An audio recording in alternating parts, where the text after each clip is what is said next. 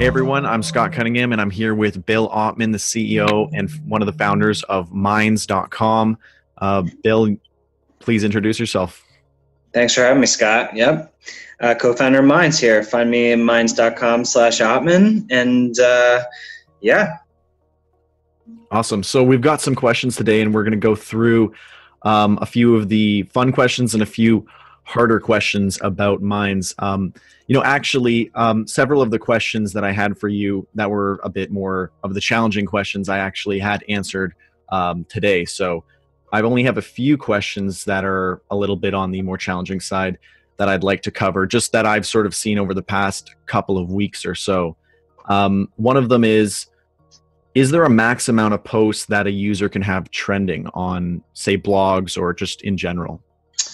One per owner per 5-minute update is what Mark and Jack responded to me. So, and this isn't for any reason other than the obvious that some people post like hundreds of things within a very short period of time and, can quickly game it. So, yeah. Okay. Yeah, that makes sense. I just wanted to, I guess just some of this information that I was curious about isn't really easy to find. So I just wanted to sort of dive through some of these. Is there a max amount of time that a post can trend for? No. Okay. Interesting. And then another thing that I noticed was that a lot of my posts that did end up trending, they would trend around 4 days or so after I posted them. So I was curious if there was like a review period or there was some sort of like waiting period between when your post could actually become like on the become trending, or whether there was, something built into the algorithm. The blogs are measured based on the past 36 hours of unique votes. Minus downvotes, and it updates every 15 minutes. Okay. But I guess my question is there like a waiting period or like a grace period from when you actually make the post, or does it just start right away after you publish it? It starts right away. Okay. From the information that I have, and just so everyone knows, all of our algorithms are public on GitLab. If you go to gitlab.com/minds, I'm not saying that it's super easy to read the source code, but I tried a little. It wasn't super easy, but I mean, like I used to be a little bit more into programming because I did that in university, but I'm definitely a little rusty as well. So, I don't know. Do you go through it much and look through the comments like that they make and sort of review the code yourself, or how savvy are you with that? I mean, I'm hanging out on GitLab all the time, just tracking progress. And, to be honest, I'm not a developer, so I can't claim that title, but I need to go to some kind of a boot camp or something. But, look, it's not in our interest to, have any like sketchy algorithms. I mean, that's exactly what we're fighting against. Now we do, I think where things get tricky is, this edge where people who are using the platform really aggressively conflict with some of like the rate limits for spam. And we maybe, I'm totally open to kind of tweaking those numbers based on what we find makes the most sense. And so, even on, these answers that I've given, like we're definitely open to change. And we're actually rolling out a whole new feed system in like 2 weeks, which allows you to filter any feed based on any content type for any amount of time, based on purely on votes. Or based on latest, so new content. And part of one of the issues that we've been battling with is, well, actually, you know what? I'll let you finish up, and then we can go into freeform. Fair enough. Yeah, I mean, that was the majority of the more challenging questions. I sort of got a lot of the other answers that I was curious about for ranking just by looking through the help and support today. I saw Jack was doing a ton of work going through a lot of that. I guess the real issue is that a lot of people were unaware of the ranking system, and then when people became aware, there was kind of like an outburst of like, whoa, we didn't know about this, and what's going on with this. Yeah, I guess it was always in the code, but I guess people just don't have that, they're not able to read the code very well, or they just weren't really aware of it before. So I guess there's just kind of like a little bit of an outburst now that everyone's sort of finding out. But the only thing that seems to be contentious is that if your voting behavior is extreme, then that is going to affect the rank. But literally, that's only so that people can't game the system. It's not like trying to target people who are voting a lot. I mean, so but it's a struggle. Actually, the new system doesn't have that, but we might have to bring it in. So with the new system that we roll out in a couple weeks, it's not going to be impacted by if you're voting all the time. But like you realize there are people who vote thousands and thousands of times a day, and that's definitely a problem for sure. And I guess the real issue was, like that I saw from many people, was that they were concerned that like maybe they should just not vote at all because that would help their chances to be ranked higher. And that was kind of the main issue that I saw. Were you able to find out what the actual threshold is? Yeah. I mean, I don't have it right here, but I shared it on a blog earlier about the ranking system, and I think it was here. I can actually pull it up here. But I shared that because I knew people were hungry for that information as to like what it would actually be. But I guess the issue is that if you're getting a lot of votes and you start to hand out a lot of votes, then it'll sort of counteract the amount of ranking that you gained from getting all those votes. So people are kind of becoming more, I don't know, reserved, I guess, with their... Let's bring up the number. I don't have it in front of me, but if you have it, I should know that off the top of my head. So I have channels are ranked by calculating the votes received +2 against the interactions made minus 1.5 over a 12-hour period for channels at least.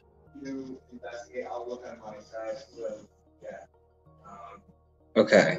So what does that say to you? I mean, that says to me that if I was receiving a lot of votes, I'd be going up +2, +2, +2. But if I was, sending out votes, then I would be going, -1.5, -1.5. So then in the end, if I gave out the same amount of votes that I received, I would be 0.5 over for each, I guess, at the end of all that. Does that make sense? Is that?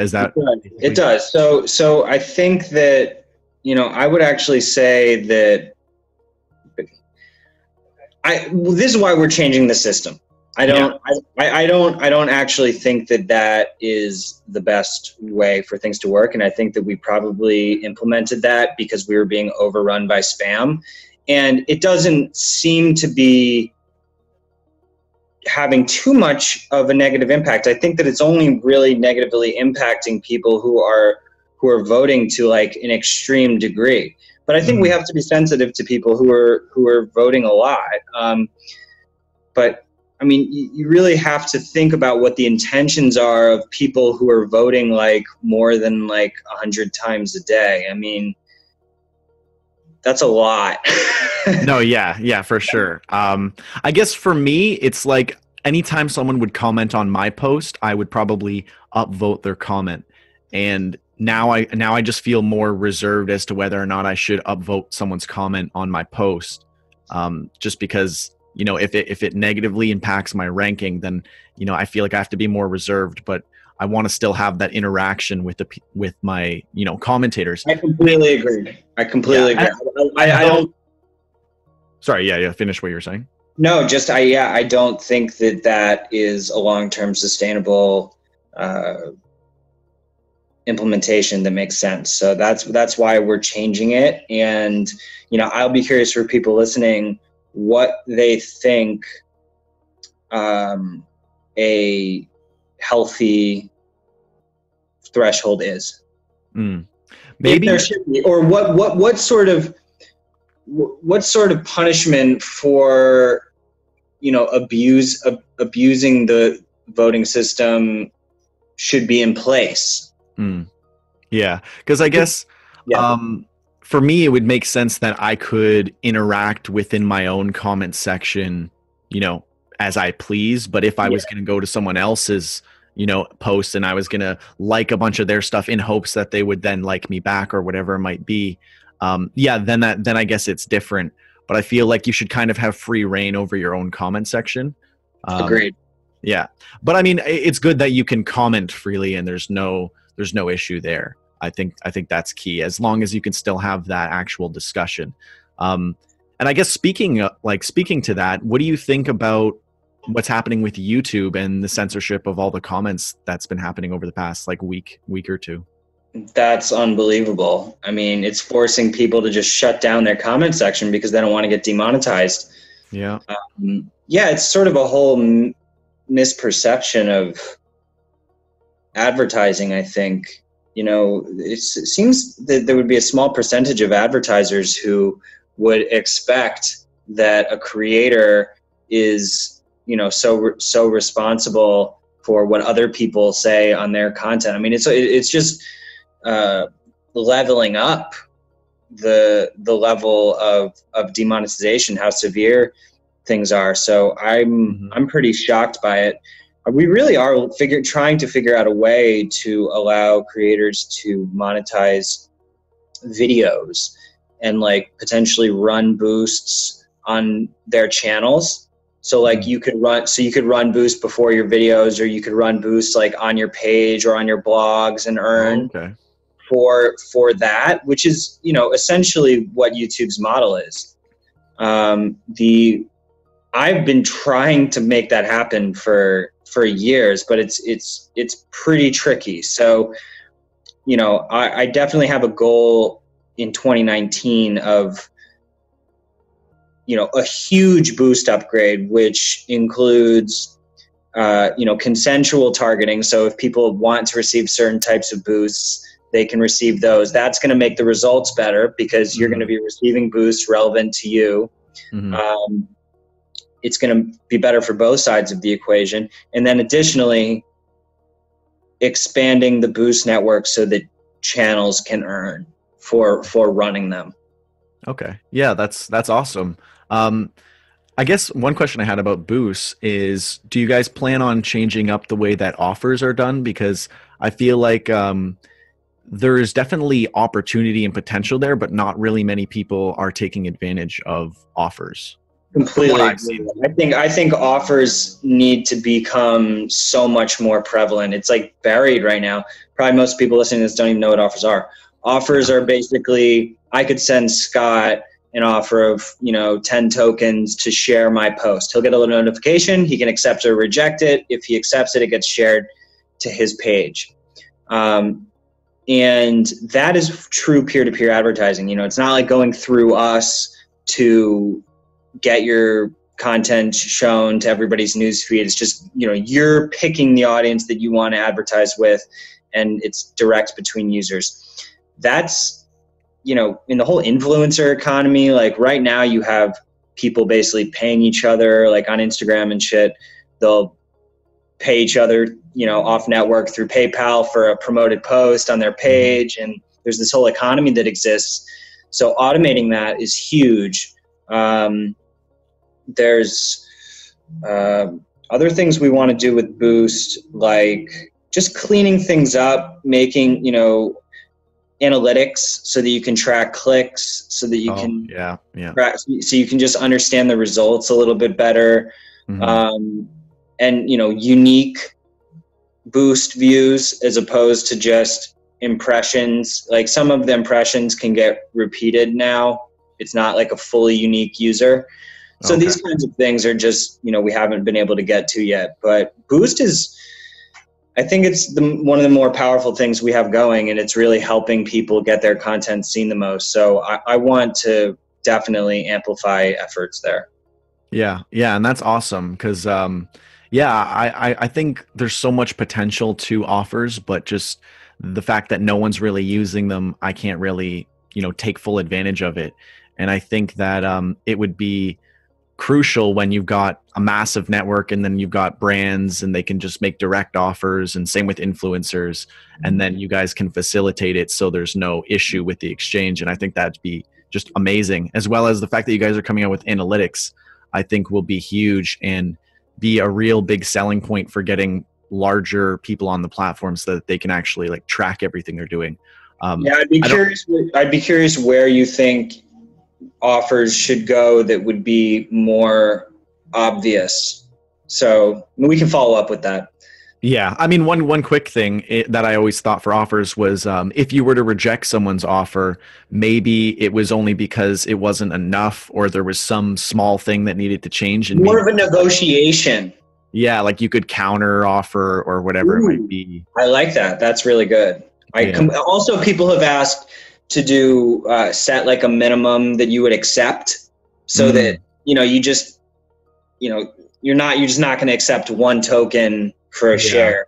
Yeah, so I think that would be really good because that would filter through a lot of the posts if it started to get like really popular and everyone was using it, so that you wouldn't have to a crazy filter of posts to go through. We used to have, we're going to be bringing in multi-currency support to Boost and Wire realistically as well. So for multiple crypto tokens and, maybe even potentially fiat. Again, we used to have the ability to do an offer for fiat, and it could cross post to Facebook and Twitter as well. So, but now we're, fully purged from Facebook. So we stripped them out of our community. Yeah, fair enough. So I guess for some of the more interesting questions, so where's the next big thing, or I guess what is the next big thing for Minds? We did talk about a lot of big things already, but is there any other like secret or interesting things that you might want to share or like tease a little bit? Let's see. I would encourage people to check out our roadmap on GitLab. If you go to gitlab.com/minds, you can access a roadmap. And we're about to roll out a new suggested channels feature. So in the top right of your newsfeed, it'll show you more people who are relevant to subscribe to, and it will, based on who they're following and sort of this web of interrelations. And so that'll actually help all of us get more followers, because right now the sidebar of the newsfeed is just boosts, which is fine, but what we really need is for people to be subscribing to more people who are I'm just going to make it stickier for everyone. Yeah, for sure. Sorry. Nope. I was just going to say, I've actually seen that because I'm subscribed to the Canary updates, which, in case anyone doesn't know what that is, it's just like you get the early updates for Minds and the experimental things they're working on. And I saw the suggested feeds, the suggested channels just the other day, and I thought that was really cool. Yep, that should get rolled out in the next week or two. Same with the help desk. And there's a new thing in the help desk, which actually is like a bug report form, which feeds directly to GitLab, because the help and support group is we want it to be more for issues with figuring out how the site works as opposed to bug reports. I think it'll just be more productive that way. Obviously we just rolled out the new conversations feature, the sub comments feature, which is important. We want to find a way to display sub comments by default without having to click. It's just a little bit database heavy, but I think that'll be important. We're working really hard on notifications right now to make push notifications and regular notifications be more accurate. So they're taking you to the exact sub comment. Right now, they're not taking you to the sub comment. They're just, it's very difficult engineering but we're about to have that fixed. So, and that's really important. Like, people don't have time to go digging through to figure out where the notification was coming from. It has to take to the exact spot. But that is definitely pretty tricky code. Let's see. We obviously rolled out gatherings, the video chat feature in groups. We're going to be bringing that to channels eventually. And channels are going to start displaying in your sidebar as well with groups, frequented and recently updated channels. Oh, okay.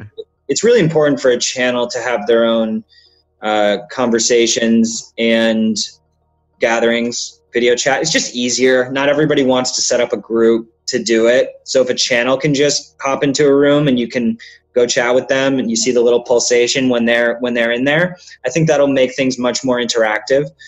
So that's going to be coming.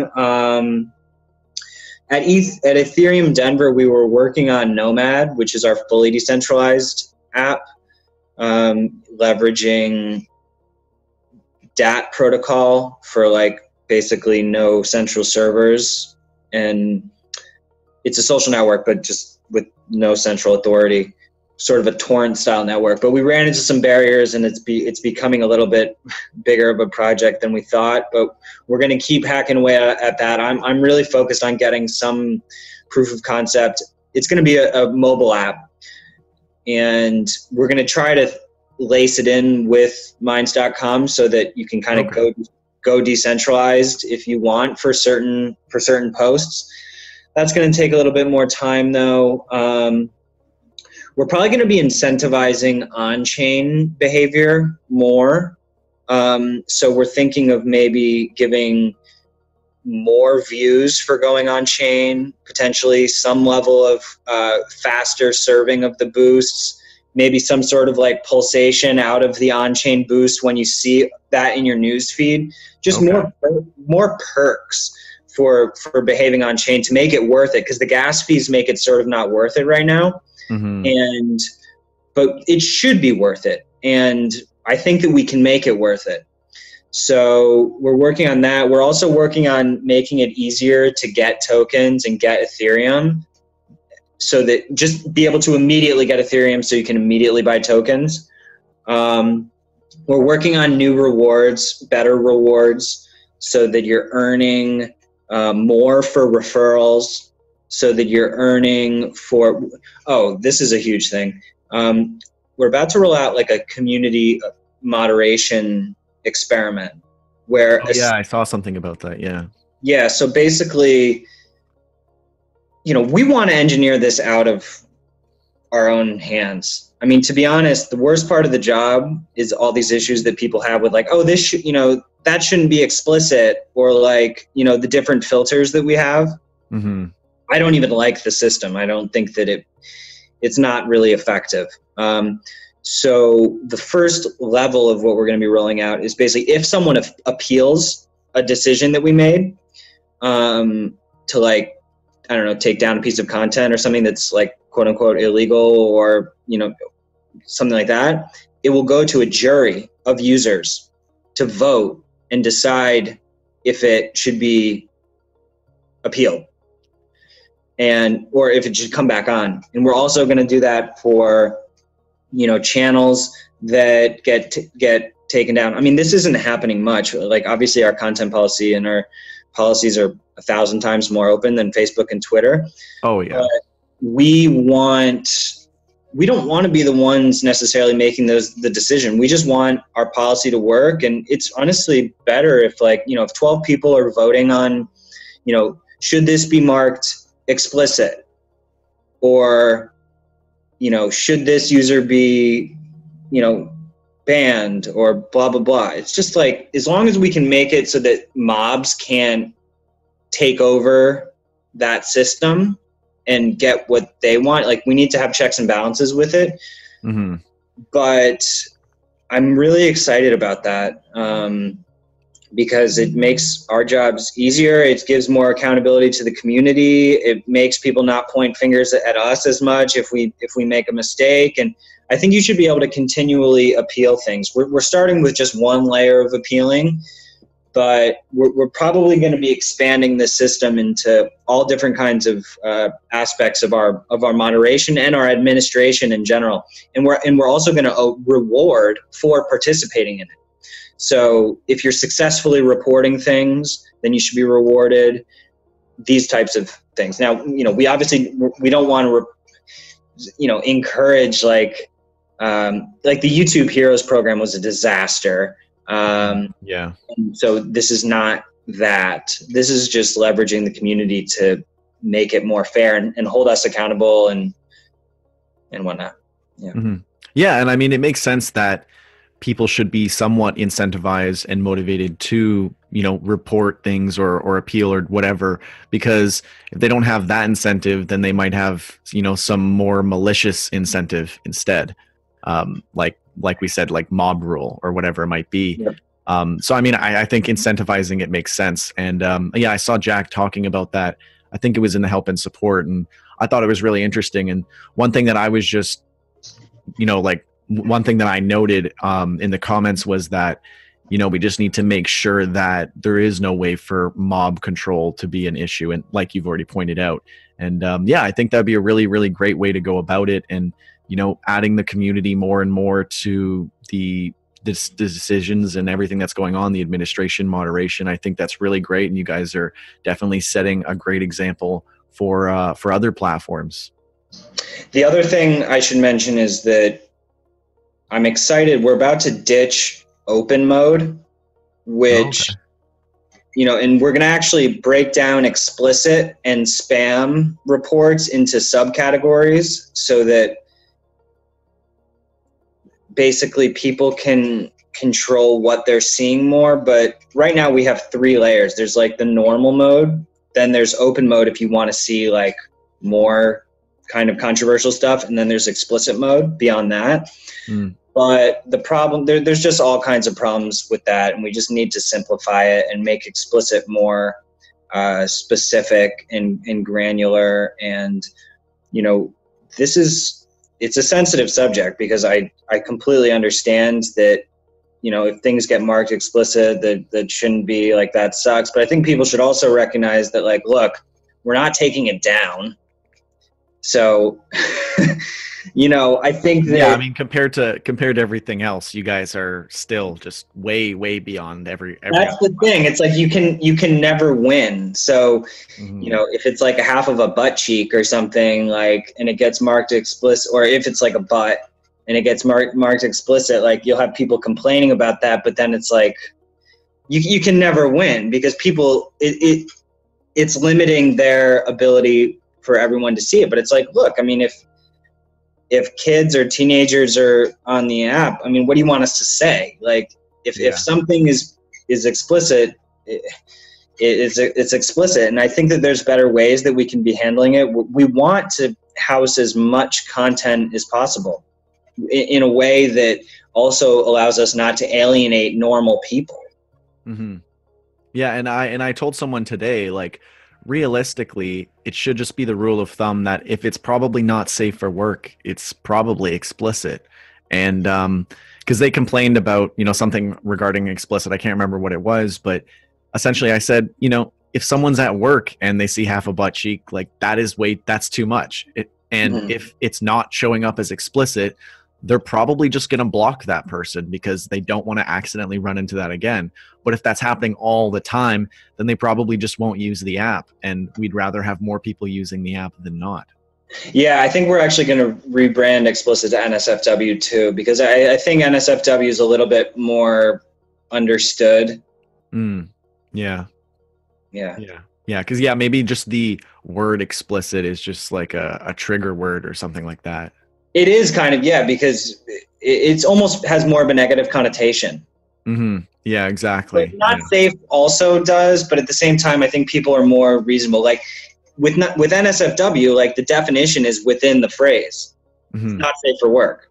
Yeah. You don't want that on your screen when people are walking by. Explicit's like, it's more vague. Yeah.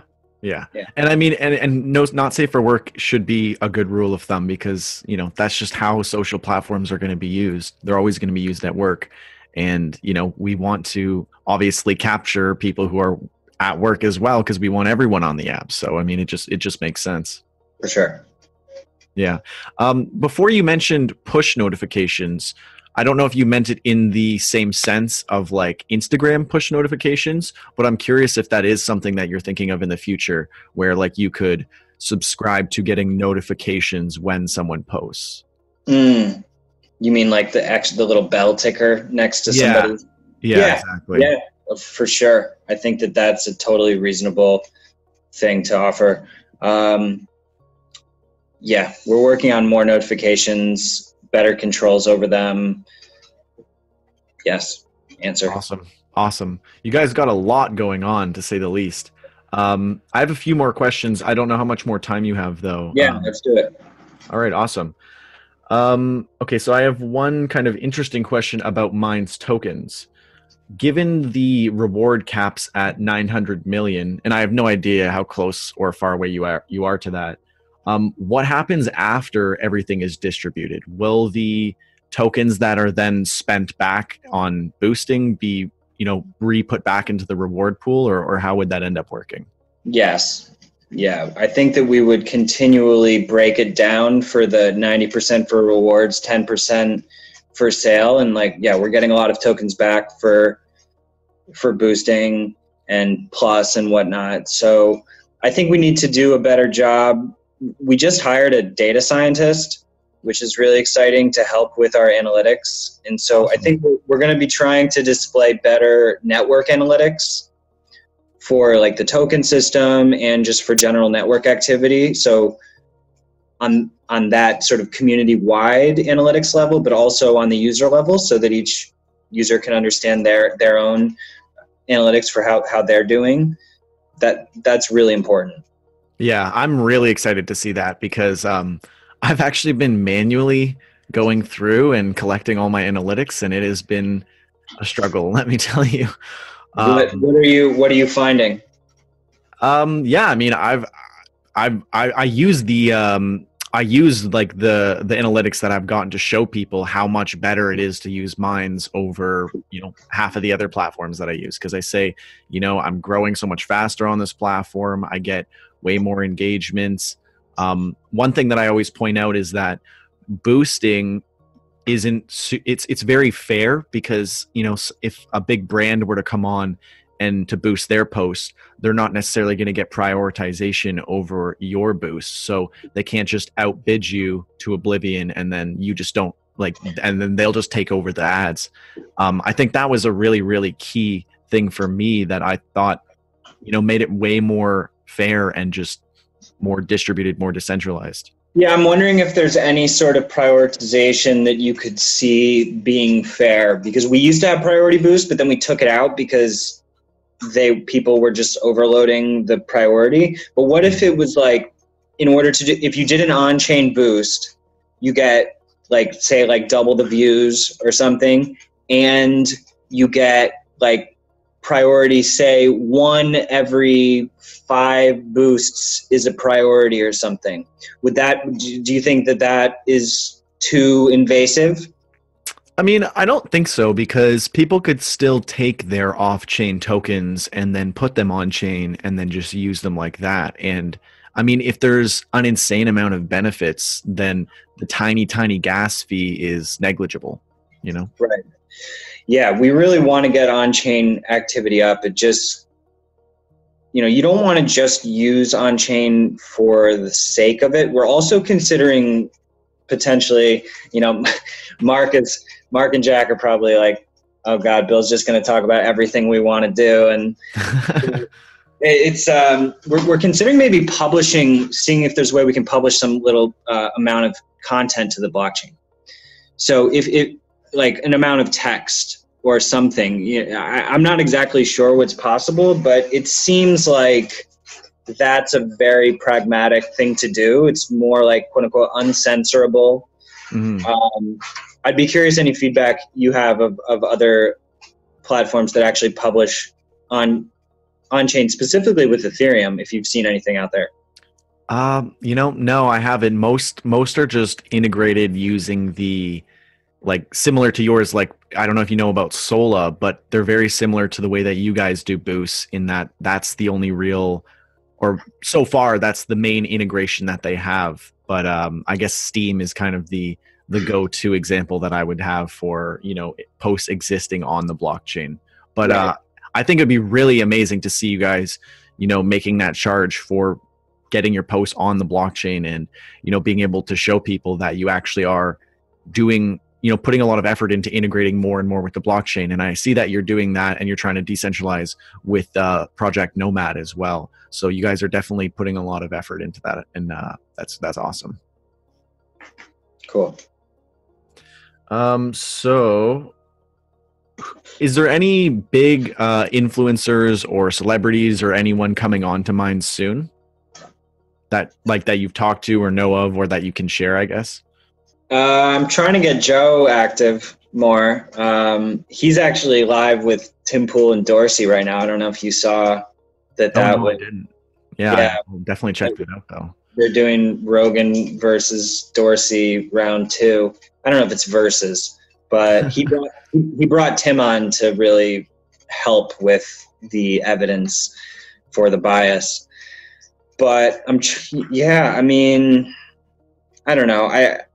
That's what I'm focused on a lot. But we also just have to make it speak for itself. Like, dragging people on is one way to do it, and, you know, I think you have to put a certain amount of energy into that and just trying to push it. But at the same time, I think we want to build to a degree that it just has a certain gravity. Mm-hmm. That it's like obvious that they should be obvious. Yeah. Selling and pitching is almost the opposite of what you want to be doing. Mm-hmm. If you have to do that, then you're almost doing something wrong. It's missing that just natural nerve. So, but you do need to kind of supercharge things. So it's a little bit of both, but I think we're just heads down working on making the products better. There's a big UX upgrade coming with this new feeds rollout, and I think that's going to make a big difference. And we're also working on like caching on mobile, so that the loading is in like offline mode. One of the issues with mobile is that it feels a little bit slower than it would if everything was cached. So okay, the feel of it being super quick is going to improve very rapidly once we get our caching game on. So that's coming as well. Awesome. Wow. Yeah. So you guys are working hard. I can't imagine how much work you guys are doing on the daily. One of my questions was just, you know, how busy are you guys? Is it all about mines? You know, like, what does your general day look like? It's nonstop, man. You just, there comes a point where you just have to put it away and walk away, and yeah, bury your phone in the backyard, because it's always going. And we have people working all over the world. You know, we have people in UK, Argentina, out in Colorado, here on the East Coast. So, you know, we have all different hours. You're getting notifications all the time about stuff's going on. You got to put out a fire here, like, oh shit, push notifications are down, or, you know, something else is going. You know, the Elasticsearch cluster went down, Cassandra, you know, all the monitoring. So it's a lot, but you just have to try to stay balanced. And I don't know. You know how it is, man. You're on social media all the time. Yeah, but not like you. I mean, I don't think I don't think I put in as much work as you do. I could say that probably pretty confidently. I think that covers the majority of what we were talking about, or what we had set up. I was going to say, did you want to talk? Or I guess no, we already covered Canary. I guess, how has Mines evolved, or how do you feel that Mines has evolved from the beginning, or in the best way that you could summarize? I mean, the thing I'm most stoked about this year so far is putting all of our dev onto GitLab. So we used to use like Asana for our project management, which is just a proprietary, I mean, it's kind of nice code, but it's proprietary, so we can't even see the code. I mean, the app is smooth, but we ditched it because, screw that. And now our whole roadmap, our project management is all done out in the open on GitLab. We put our policies on to GitLab as well, so people can comment and like even fork it and recommend changes to the policy. I definitely recommend people who care deeply about what we're doing get on GitLab. That's the best way to engage us. And if you have an issue with something, fork it, recommend a change, and then you can request it to be pulled back in. That's what Git is. It's like a tree. So you have a master branch, and then you can create a fork and then make a change and then request to get merged back into the master. And it's just a versioning system with like, you have a news feed of everything that you're subscribed to and all the activity and sort of like social coding, but it's also for text. Like you can collaboratively edit documents through Git. And I think that's just a huge leap for us in terms of our transparency. And, I know people, we're also going to do the change log. I know a lot of people are asking for that to have more clear, regular updates on, all the iterations and in layman's terms. We, sometimes we'll point people to like the recently pushed code on Git, and they don't like that. But it's just a matter of time, to be honest. We're just trying to deliver the features. Mm-hmm. Oh, by the way, I have 1% battery, so my phone is about to die, just in case. Fair enough, yeah. This has been awesome, dude, but let's keep doing it. And thanks for being such a rock star on Minds. Oh yeah, and thanks for having this meeting, because I know it was my bad I missed the last one, so I really appreciate you being on here. Thanks, dude. Yeah. So I guess one last question before you maybe cut out.